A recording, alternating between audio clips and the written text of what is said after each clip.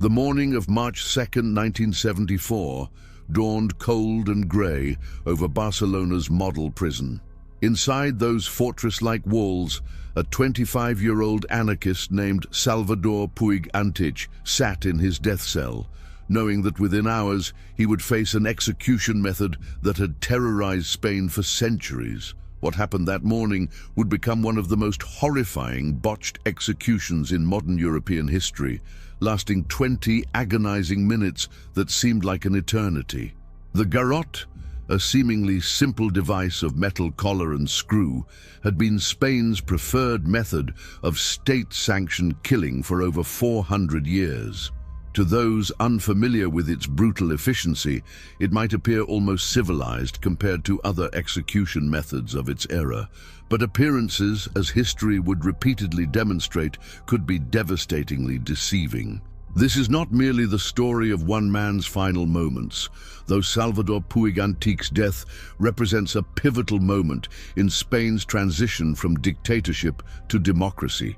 This is the story of an execution method so cruel, so prone to failure, and so steeped in political control that it became a symbol of institutional brutality across 3 continents and 5 centuries. From the Spanish Inquisition's torture chambers to the colonial conquests of the Americas, from the execution of Inca emperors to the final gasps of Franco's political prisoners, the garrote carved a path of suffering through history that few other devices could match.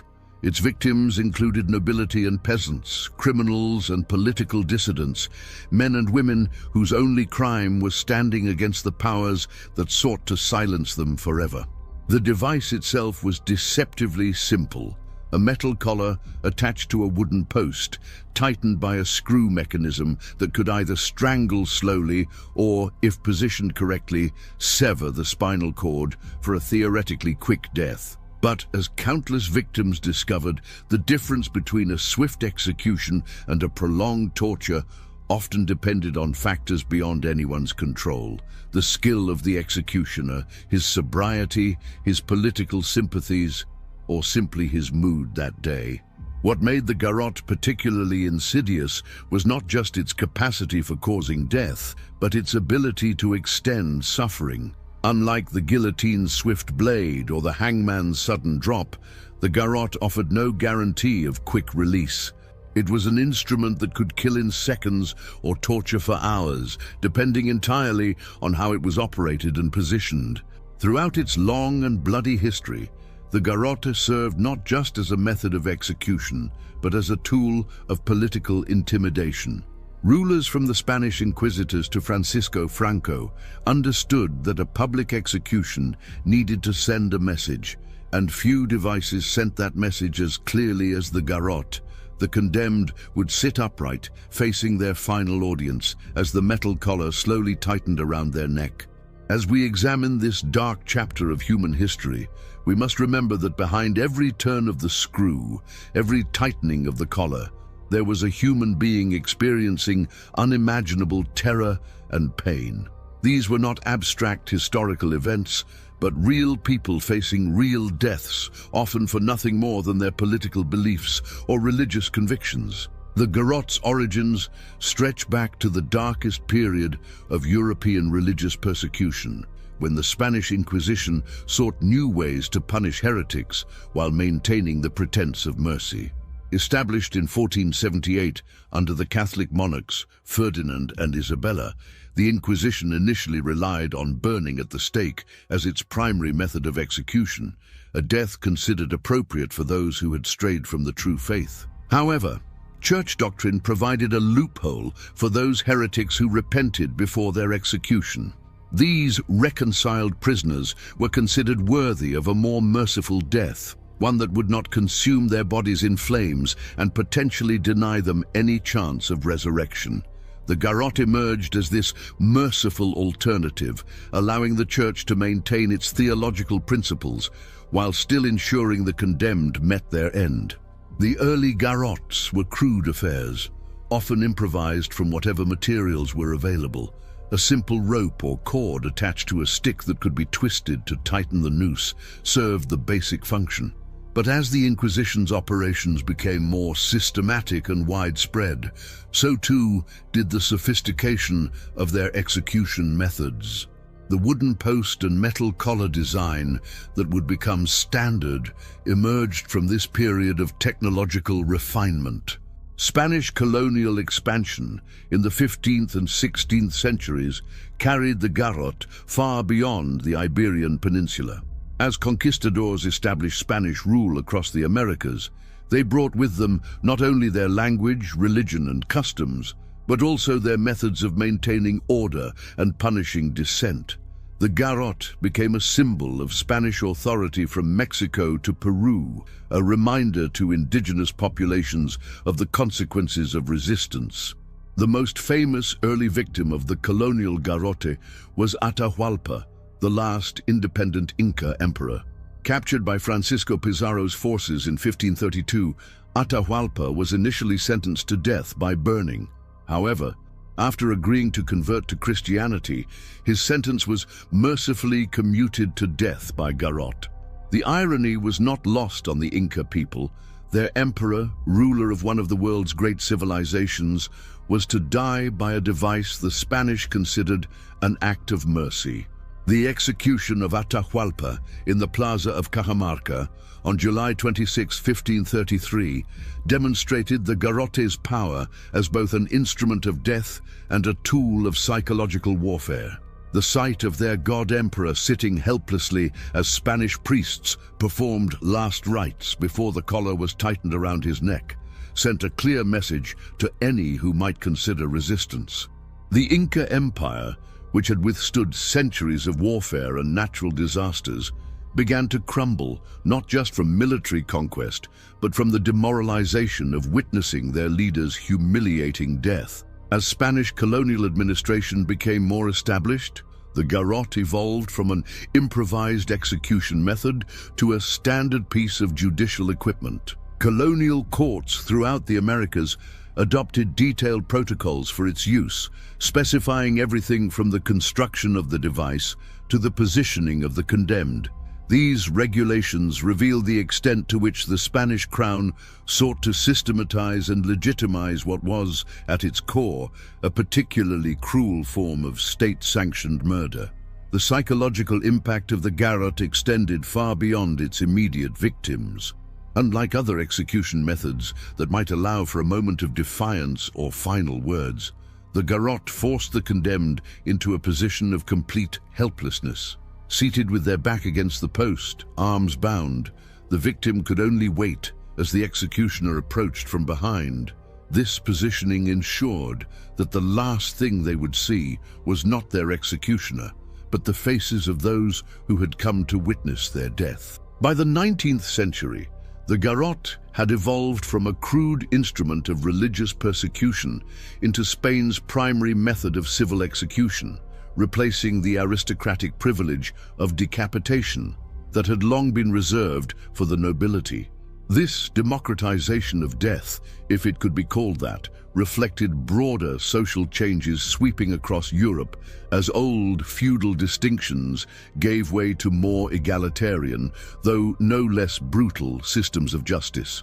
The modern garrote of this period represented a significant technological advancement over its medieval predecessors. Constructed from carefully forged iron and precisely fitted components, these devices were engineered for maximum efficiency. The collar was designed to fit snugly around the neck, while the screw mechanism provided the executioner with precise control over the pressure applied. A sharp metal spike called the crusher was often added to the back of the collar, designed to penetrate the base of the skull and sever the spinal cord for a theoretically instantaneous death. Spanish legal codes of the 19th century specified exact procedures for garrote executions, down to the positioning of the condemned and the number of turns required for the screw mechanism. These regulations were born from centuries of experience with botched executions, attempts to standardize a process that remained inherently unpredictable.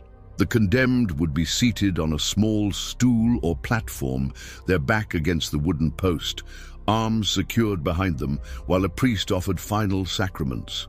The role of the executioner, known as the verdugo, became increasingly professionalized during this period.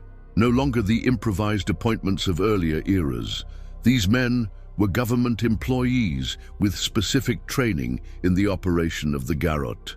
They received detailed instruction in anatomy, the proper positioning of the collar, and the optimal pressure required for different body types.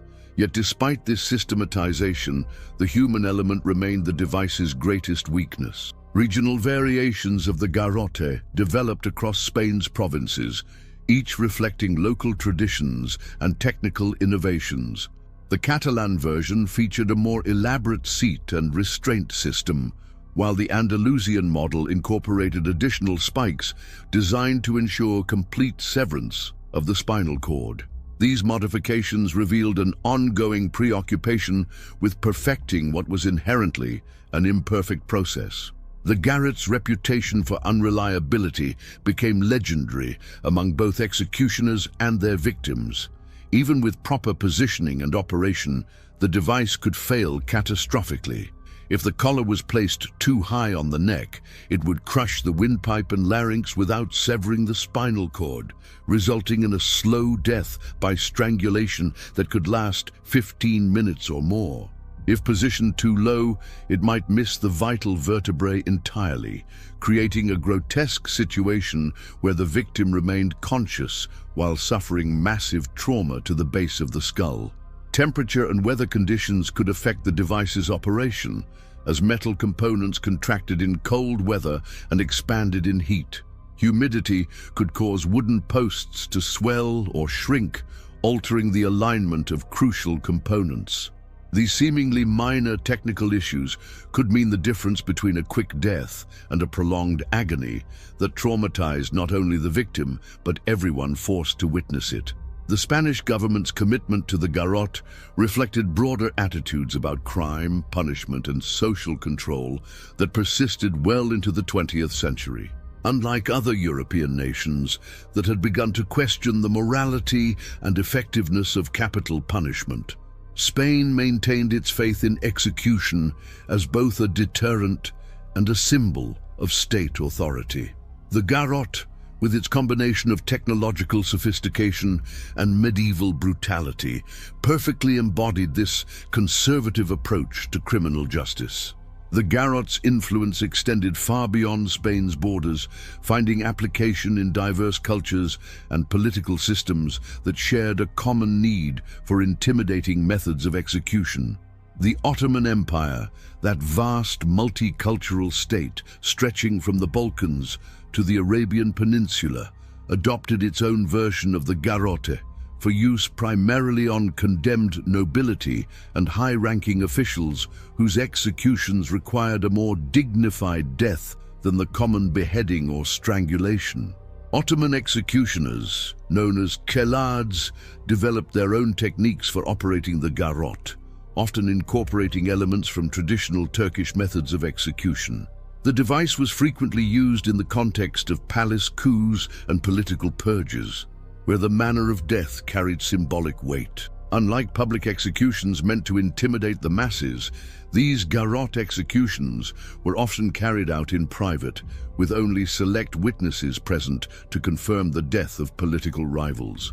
Chinese imperial courts also employed garrote-like devices, particularly during periods of political instability when traditional methods of execution were deemed insufficient for dealing with high-profile political prisoners. Chinese versions of the device often incorporated elements of traditional Chinese torture instruments, creating hybrid devices that served both as execution methods and tools of interrogation.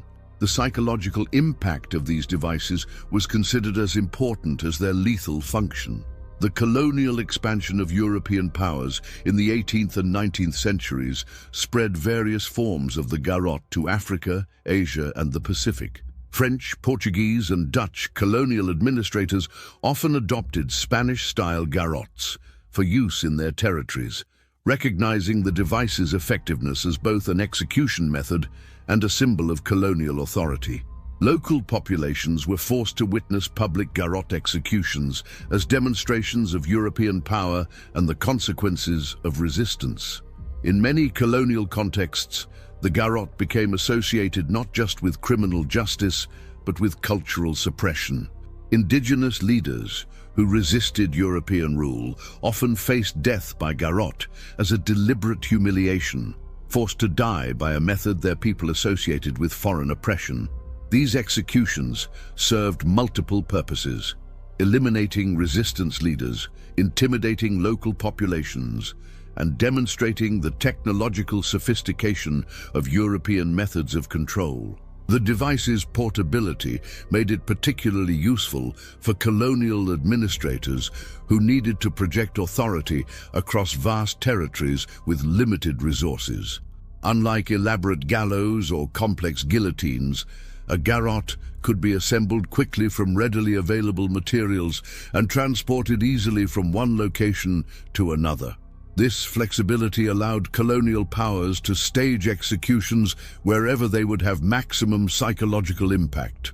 Medical observers in various countries began documenting the physiological effects of garrote execution during this period, often with disturbing clinical detachment. These studies revealed the extreme variability in the device's effectiveness, documenting cases where victims remained conscious for extended periods despite apparently fatal positioning of the collar. The medical literature of the time contains harrowing descriptions of the body's responses to garrote execution, information that was used to refine the device's design rather than question its humanity.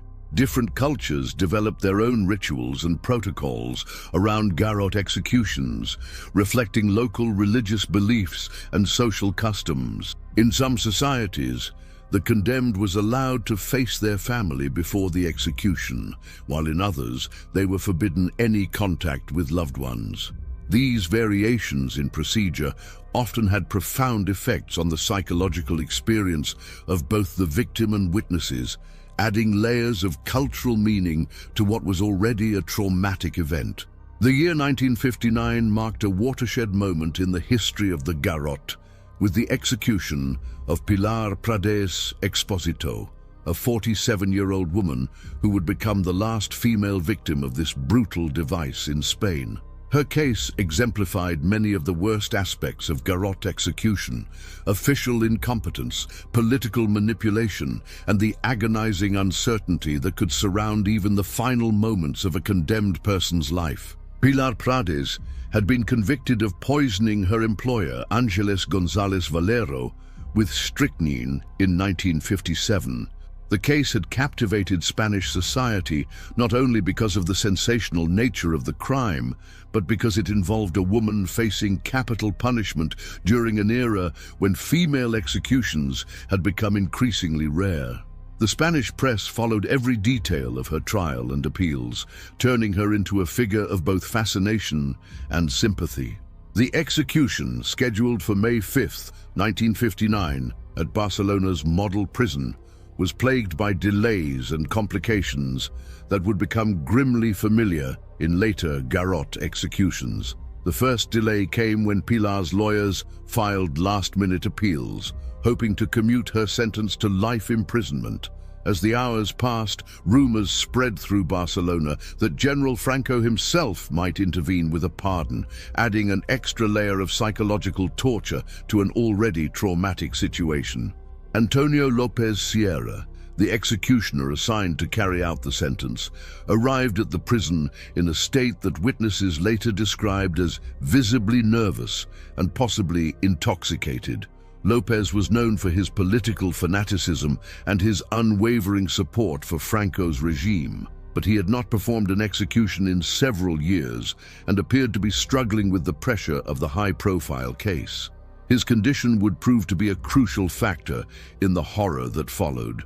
When the final appeals were denied and the execution was ordered to proceed, Pilar Prades was led to the execution chamber where the garrote waited.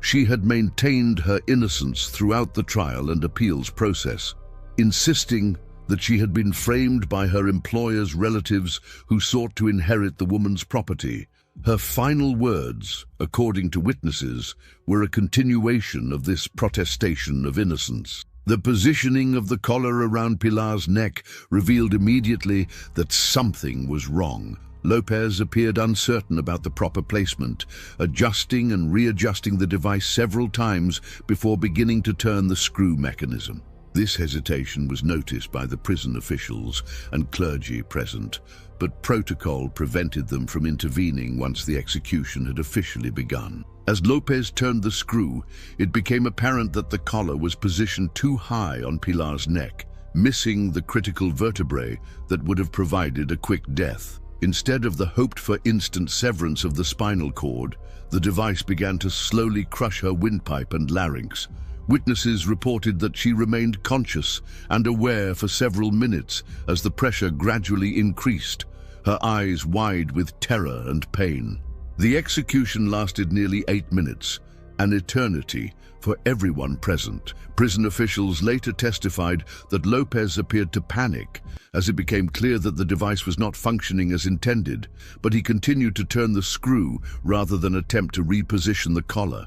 The sound of Pilar's desperate attempts to breathe through her crushed windpipe reportedly haunted several witnesses for years afterward, leading to calls for the abolition of capital punishment that would eventually contribute to Spain's moratorium on executions. The case of Pilar Prades sent shockwaves through Spanish society and raised serious questions about the competence and humanity of the country's execution methods. Medical experts who examined the circumstances of her death concluded that proper positioning of the garrote collar could have resulted in death within seconds, but Lopez's apparent inexperience and possible intoxication had turned a theoretically quick execution into a prolonged torture session. The Spanish government's response to the botched execution revealed the deep political tensions surrounding capital punishment in Franco's Spain. Rather than acknowledging the systemic problems with the garrote or the executioner's incompetence, official statements blamed technical difficulties and unavoidable complications. This deflection of responsibility became a pattern that would repeat itself in subsequent executions, including the final cases that would end Spain's use of the garrote forever. Lopez himself became a figure of controversy following Pilar's execution. Despite the obvious problems with his performance, he retained his position as Spain's primary executioner, a decision that reflected the government's reluctance to admit any fault in the system. Lopez's background as a committed fascist and veteran of the Spanish Civil War made him valuable to the regime as a symbol of ideological loyalty. Even if his technical competence was questionable, the international reaction to Pilar Prades' execution was swift and condemning. European human rights organizations, already critical of Franco's authoritarian rule, seized upon the botched execution as evidence of the regime's brutality and incompetence. The case became a rallying point for anti-Franco activists throughout Europe, who used graphic descriptions of her prolonged death to argue for international sanctions against Spain. Within Spain, the execution sparked a rare moment of public questioning about capital punishment that the Franco regime struggled to suppress. Catholic Church leaders, who had generally supported the government's law and order policies, began to express private concerns about the morality of execution methods that could result in such prolonged suffering. These religious doubts would prove significant in later cases as the Church's support for the regime's death penalty policies began to waver. The psychological impact on prison staff and witnesses to Pilar's execution was severe and long-lasting. Several guards and officials requested transfers to other facilities, citing their inability to forget the sounds and sights of that May morning. The prison chaplain, who administered her last rites, reportedly suffered a nervous breakdown within weeks of the execution and never again participated in a death penalty case. Lopez's drinking problem, which had been an open secret among prison officials, became more pronounced following the Prades execution. Colleagues reported that he required increasingly large amounts of alcohol to calm his nerves before executions, creating a vicious cycle where his impairment made future botched executions more likely. This pattern would prove catastrophic in his final case 15 years later. The legal profession in Spain began to develop new strategies for defending capital cases following Pilar's death, focusing not just on questions of guilt or innocence, but on the fundamental humanity of execution methods. Defense lawyers started presenting detailed medical evidence about the potential for garrote executions to result in prolonged suffering, arguing that such deaths constituted cruel and unusual punishment under Spanish law. The 15 years between Pilar Prade's execution and the final garrote cases of 1974 saw significant changes in Spanish society and politics, but little reform in the country's approach to capital punishment. Franco's regime, facing increasing domestic opposition and international isolation, actually intensified its use of the death penalty as a tool of political control. The garrote, despite its documented problems and international condemnation, remained the preferred method for eliminating political dissidents. During this period, López continued to serve as Spain's primary executioner, his reputation for incompetence growing with each botched execution. Prison records from the 1960s and early 1970s document numerous instances where his drinking and political extremism interfered with his professional duties. Yet the Franco regime's loyalty to its supporters meant that López retained his position, despite mounting evidence of his unfitness for the role.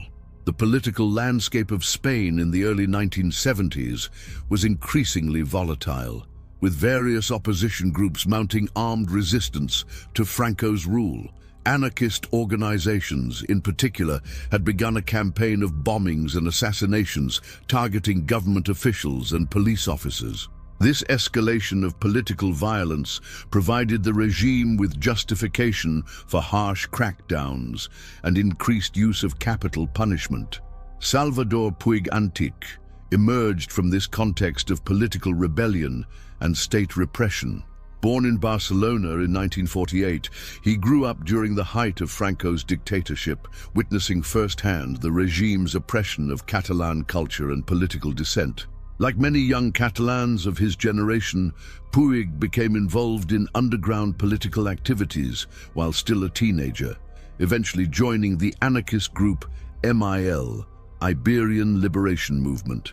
The MIL represented a new generation of anti-Franco resistance, combining traditional anarchist ideology with modern guerrilla tactics inspired by revolutionary movements in Latin America and Asia. The group carried out a series of bank robberies and bombings throughout Catalonia, using the proceeds to fund their activities and support imprisoned comrades. Puig quickly became one of the organization's most active members, participating in numerous operations against government targets. The incident that led to Puig's death sentence occurred on September 25, 1973, when he and another MIL member, Oriol Soler Sugrañes, were cornered by police during a routine identity check in Barcelona. A shootout ensued in which police officer Francisco Anguas Barragan was killed and another officer wounded. Puig was severely injured in the gunfight and captured, while Soler managed to escape but was arrested several weeks later. The trial of Salvador Puig Antich became a cause célèbre for the European left and a symbol of Franco's continued repression in the final years of his rule. International observers packed the military tribunal that tried his case, while protests erupted in major European cities demanding clemency. The Spanish government's decision to proceed with the death sentence, despite this international pressure, demonstrated the regime's isolation and its determination to crush political opposition through terror. López, meanwhile, had spent the intervening years since Pilar Prade's execution in a state of increasing alcoholism and political fanaticism. Colleagues reported that he had become obsessed with communist and anarchist threats to Spain, viewing each execution as a patriotic duty rather than a professional responsibility.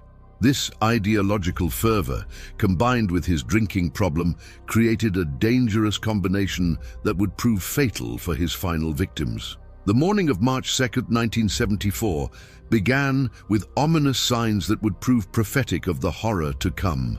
Lopez arrived at Barcelona's model prison in a state that witnesses later described as obviously intoxicated, his hands shaking and his speech slurred from a night of heavy drinking. Prison officials noticed his condition but felt powerless to intervene, as Lopez was a regime loyalist whose position was protected by powerful political patrons. Salvador Puig spent his final hours in a state of remarkable composure, meeting with his family, lawyers, and a priest who had volunteered to provide spiritual comfort despite disagreeing with the death sentence. Puig's final letters, smuggled out of the prison and later published by opposition groups, revealed a young man who had made peace with his fate while maintaining his commitment to the anarchist ideals that had brought him to this point. The execution chamber at the model prison had been modified specifically for garrote executions, with the device positioned to provide optimal viewing for the required witnesses while maintaining the grim theater that the regime believed was necessary for political executions. The garrote itself was a newer model, featuring the latest refinements in collar design and screw mechanisms, though these improvements would prove meaningless in the hands of an impaired executioner. As the appointed hour approached, approximately 30 witnesses gathered in the execution chamber, including prison officials, military officers, clergy, medical personnel, and representatives of the press.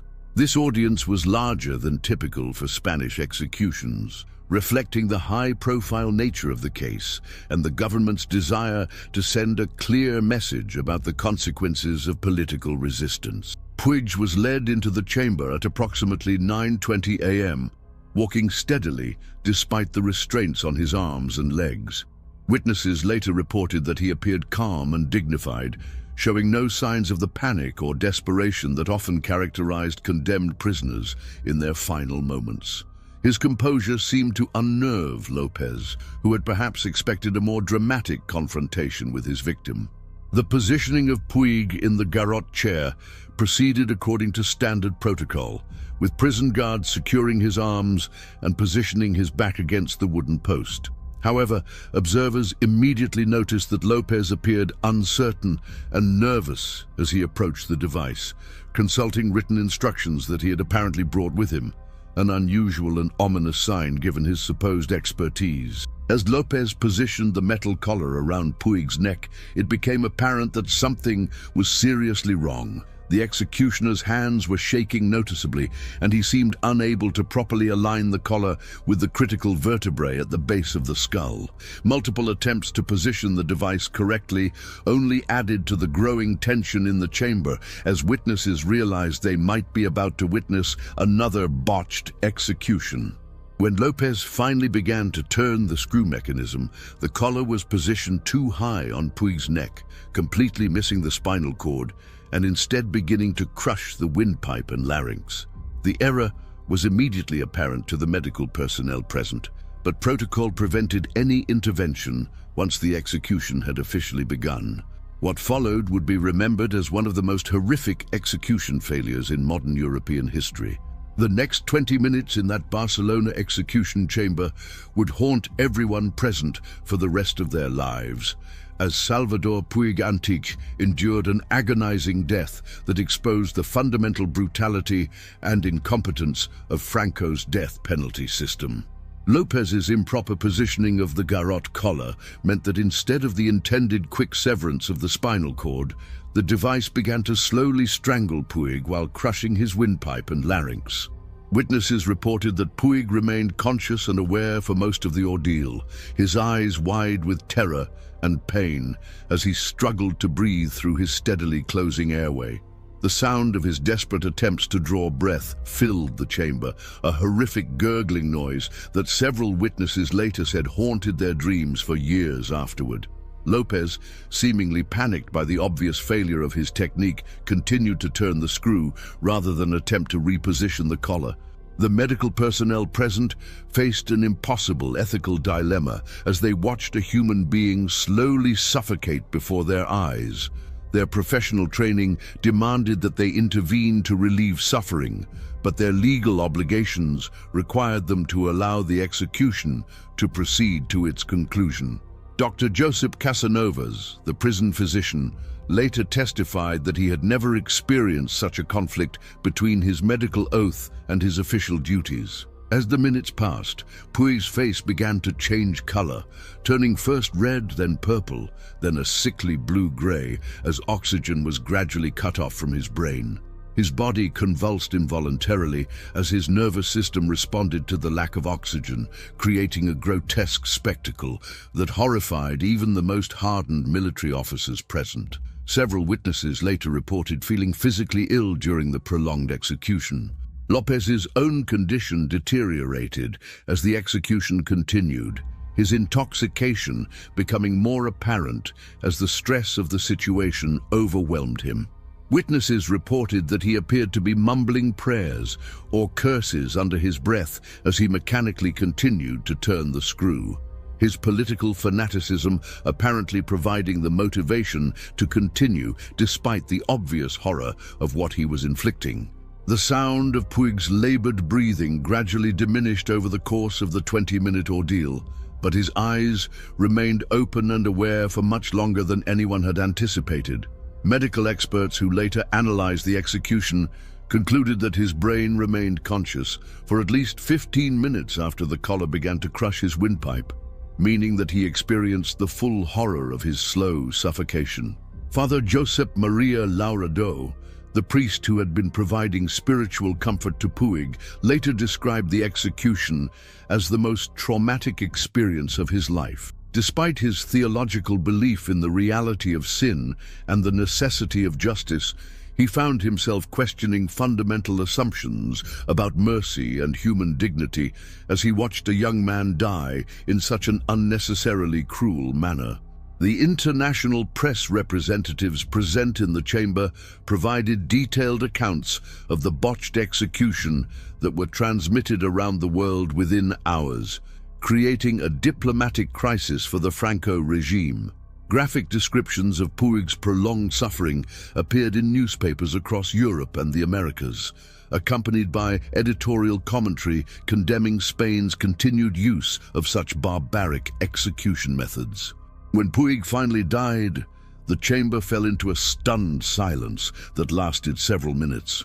Lopez, apparently unaware of the magnitude of his failure, began to clean the garrote mechanism as if preparing for another execution. Prison officials quietly escorted him from the chamber, while medical personnel confirmed the death and began the grim process of removing the body from the device that had tortured him for 20 interminable minutes. The aftermath of Salvador Puig Antichi's botched execution sent shockwaves through Spanish society and the international community, marking a turning point in attitudes toward capital punishment that would ultimately contribute to the end of the Franco regime's use of the garrote. The graphic details of his prolonged suffering, widely reported in both domestic and international media, created a public relations disaster for a government already struggling with legitimacy in the final years of Franco's rule. Lopez's condition during the execution became the subject of intense scrutiny and controversy in the days following Puig's death. Multiple witnesses confirmed that the executioner had been visibly intoxicated, leading to calls for a criminal investigation into his conduct. However, the Franco regime's protection of its loyalists meant that Lopez faced no official consequences for his incompetence, despite the international outcry and domestic criticism. The Spanish medical community's response to the execution was unprecedented in its criticism of the garrote as an execution method. Leading physicians published detailed analyses of what had gone wrong during Puig's death, using clinical language to describe the physiological horror he had endured. These medical reports provided scientific ammunition for opponents of capital punishment, who argued that any method prone to such catastrophic failure was inherently cruel and unusual. European governments, already critical of Franco's authoritarian rule, used the botched execution as justification for increased diplomatic pressure on Spain. The European Commission on Human Rights launched a formal investigation into Spain's use of capital punishment, while several countries threatened to downgrade their diplomatic relations unless Spain implemented immediate reforms to its death penalty system. Within Spain, the execution sparked rare public protests, despite the regime's strict controls on dissent. Students in Barcelona and Madrid organized demonstrations demanding the abolition of capital punishment, while Catholic Church leaders began to express unprecedented criticism of the government's execution methods. The regime's violent suppression of these protests only added to the international condemnation. Georg Michael Welzel, a German citizen who had been convicted alongside Puig Antich in the same military tribunal, faced his own execution just hours after Puig's death. Lopez, still intoxicated and now traumatized by his earlier failure, managed to botch this execution as well, though not to the same degree. Welzel's death, while quicker than Puig's, still required several minutes and was marked by the same technical incompetence that had characterized the earlier execution. The dual executions of March 2, 1974, proved to be the final use of the garrote in Spanish history. The combination of international pressure, domestic criticism, and the obvious failure of the execution system created an untenable situation for the Franco regime. While officials never formally acknowledged the problems with Lopez's performance, they quietly suspended all further executions pending a review of procedures that would never be completed. Lopez himself disappeared from public view following the executions, reportedly suffering a complete nervous breakdown that left him unable to perform his duties. Some accounts suggest that he spent his final years in and out of psychiatric facilities, haunted by the memory of the suffering he had inflicted on his victims. His death in obscurity marked the end of a career that had come to symbolize the worst aspects of state-sanctioned killing. The political implications of the botched executions extended far beyond questions of criminal justice, contributing to the growing sense that Franco's regime was both brutal and incompetent. Opposition groups used the detailed accounts of Puig's suffering as propaganda tools, arguing that a government capable of such cruelty had lost any claim to legitimacy. These arguments would gain increasing resonance as Spain moved toward its transition to democracy following Franco's death in 1975. The legacy of Salvador Puig Antich's execution and the garrote's final chapter extends far beyond the immediate horror of that March morning in 1974, serving as a catalyst for fundamental changes in Spanish society and contributing to broader international movements for the abolition of capital punishment. The detailed documentation of his prolonged suffering provided irrefutable evidence of the inherent cruelty of execution methods that had been defended for centuries as necessary tools of justice. The Spanish transition to democracy following Franco's death in 1975 was marked by a systematic rejection of the regime's most repressive policies, with the abolition of capital punishment becoming one of the new government's first priorities. The memory of Puig's botched execution played a crucial role in building public consensus for this reform, as even conservative politicians found it difficult to defend a system that had produced such obvious failures and unnecessary suffering. International human rights organizations seized upon the case as a powerful example of why capital punishment should be abolished worldwide, regardless of the method used or the competence of those implementing it. The detailed medical documentation of Puig's death provided scientific evidence for arguments that had previously relied mainly on moral and philosophical grounds, strengthening the case against execution in courts and legislatures around the world. The Catholic Church's response to the garrote executions marked a significant shift in official Catholic teaching on capital punishment, contributing to the development of modern Catholic opposition to the death penalty.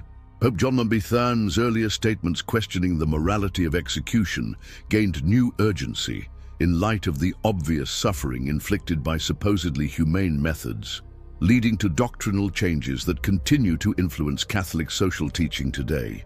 The psychological impact on execution witnesses and participants created a growing body of testimony about the traumatic effects of state-sanctioned killing on those required to carry it out or observe it. This documentation contributed to broader understanding of the secondary victims of capital punishment, the guards, officials, medical personnel, and family members whose lives were forever changed by their proximity to institutional killing. Medical research, inspired by the garrote executions, led to important advances in understanding the physiology of death and suffering, contributing to improved end-of-life care and pain management in legitimate medical contexts.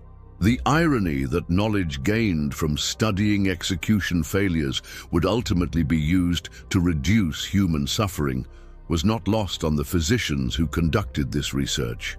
The case also highlighted the dangerous intersection of political ideology and technical competence in execution systems, demonstrating how regimes that prioritize loyalty over expertise create conditions for catastrophic failures. This lesson has been cited in modern debates about criminal justice reform, particularly in countries where political considerations influence the selection and training of execution personnel. Lopez's personal descent into alcoholism and mental illness following the executions became a subject of study for psychologists interested in the effects of carrying out institutionalized violence. His case contributed to understanding of how repeated participation in executions can psychologically damage even those who initially embrace such work, providing evidence for arguments that execution systems inevitably brutalize everyone involved in them. The preservation of detailed records from the 1974 executions, including witness testimony, medical reports, and Lopez's own statements, created an unprecedented historical archive documenting the reality of capital punishment in practice rather than theory. This documentation continues to be used by researchers, legal scholars, and human rights advocates working to understand and combat institutional violence. Modern Spain's complete rejection of capital punishment, including constitutional prohibitions against its reintroduction, reflects the lasting impact of the garrote executions on Spanish political culture. The memory of Puig's suffering serves as a permanent reminder of the potential for state power to be used in ways that violate fundamental human dignity, contributing to broader protections for individual rights in democratic Spain. As we reflect on this dark chapter of human history, the story of the garrote and its final victims serves as a powerful reminder of the dangers inherent in any system that grants governments the power to deliberately take human life. The device that Spanish authorities had refined over centuries, believing they had created a humane and efficient method of execution, proved in its final applications to be neither humane nor efficient, but rather a source of unnecessary suffering and institutional failure. The 20 minutes of agony that Salvador Puig Antich endured in that Barcelona execution chamber represent far more than a single botched execution or the incompetence of one intoxicated executioner. They represent the inevitable result of any attempt to systematize and institutionalize killing, regardless of the sophistication of the methods employed or the good intentions of those who design them. The garrote's long history demonstrates that no execution method, however carefully engineered, can eliminate the human element that introduces uncertainty, error, and the potential for catastrophic failure. The international response to Puig's execution and the broader movement toward abolition of capital punishment that followed illustrate humanity's growing recognition that state-sanctioned killing is incompatible with respect for human dignity and rights. The detailed documentation of the garrots' failures provided crucial evidence for this movement, demonstrating that the risk of inflicting unnecessary suffering exists regardless of the method chosen or the precautions taken. Perhaps most significantly, the story of the garrots' final chapter reveals how instruments of oppression ultimately contribute to their own obsolescence by exposing the true nature of the regimes that employ them. Franco's Spain sought to use execution as a tool of political control, but the horror of the botched garrote executions instead became a symbol of the regime's brutality and incompetence, contributing to its eventual downfall and replacement by a democratic system committed to human rights. The medical personnel, prison officials, clergy, and other witnesses who were forced to observe these executions carried the psychological scars of their experience for the rest of their lives, becoming unwilling advocates for abolition through their testimony about what they had seen. Their accounts remind us that capital punishment creates victims beyond those who die, traumatizing everyone involved in the process and spreading its harmful effects throughout society. Today, as debates about criminal justice and the appropriate response to serious crimes continue around the world, the history of the garrote offers important lessons about the limits of state power and the dangers of institutional violence. The device that was once considered a technological advance in humane execution is now remembered primarily as a symbol of human cruelty and the fallibility of systems designed to take life. The empty execution chambers where garrotes once stood serve as monuments to humanity's capacity for both cruelty and moral progress, reminding us that practices once considered normal and necessary can be recognized as barbaric and abandoned. The silence in those chambers, no longer broken by the turning of screws or the final gasps of the condemned, represents not just the end of a particular method of execution, but a broader recognition of the value of human life and the importance of mercy in any system of justice. In remembering Salvador Pugantic and the countless other victims of the garrote throughout its long and bloody history, we honor not only their individual suffering, but also their contribution to humanity's ongoing struggle to create more just and compassionate societies. Their deaths, however horrific, were not in vain if they helped prevent future generations from repeating the same mistakes and inflicting the same unnecessary suffering on their fellow human beings. The garrote may be gone, but the lessons it teaches about the nature of power, the importance of human dignity, and the dangers of institutional violence remain as relevant today as they were in that Barcelona execution chamber 50 years ago. We ignore these lessons at our peril, for the capacity for cruelty that created the garrote still exists within human nature and human institutions, waiting for the right conditions to emerge once again in new and equally horrifying forms.